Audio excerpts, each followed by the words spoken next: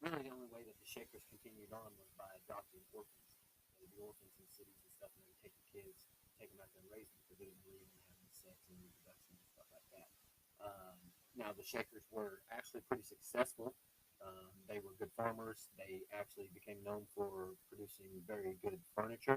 Because of those things, because of economic success, the Shakers actually stayed around until about 1997, strangely enough. But with the fact that the belief held that they would not have children. This ultimately led to their downfall because of no reproduction. Now, another one of major movements in this time was something called Fourierism.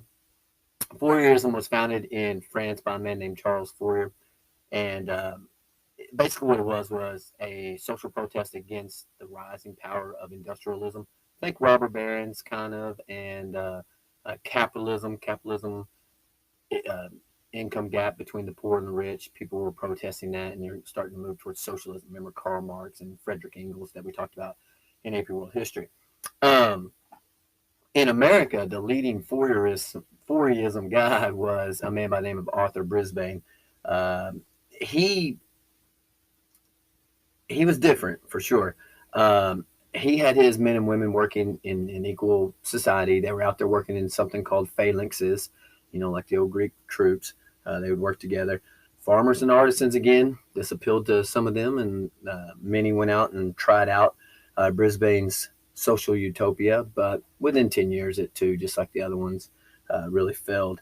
Now, one that followed in after him, and it's a lot, these are a lot of utopian communities, but the one that followed after him was John Humphrey Noyes and his Juanita community. And he basically said that the Brisbanes fell because they were secular, meaning non-religious, and he brought in a religious aspect to his. He also embraced something called complex marriages, meaning in the Juanita society, everybody was married to everyone else. And because of that, there wasn't supposed to be any jealousy or envy or anything like that. Everyone shared everyone and everything. Of course, that outrageous mainstream populated. Nobody in this time period, especially, it's not even accepted today. But in that time period, especially, no one's going to accept these complex marriages. They're just really violently looked down upon. So that did force them to relocate into Juanita, New York, which is outside, kind of in the country.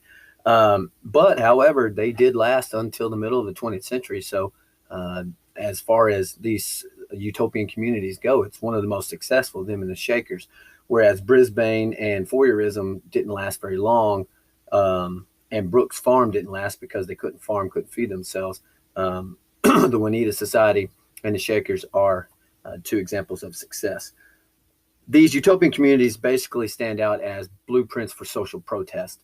These people didn't like the way society was going, so they wanted to get away from society. They felt that it was wrong, that capitalism and individualism of America that was becoming more and more materialistic, that it was a bad thing, and that they wanted an alternative lifestyle. There are still groups like that today. The Amish are a very good example of a religious utopian society where they, no internet and no electricity and things like that, that these are items that are bad for people. So we'll continue the next section with probably the most successful utopian group, the Mormons.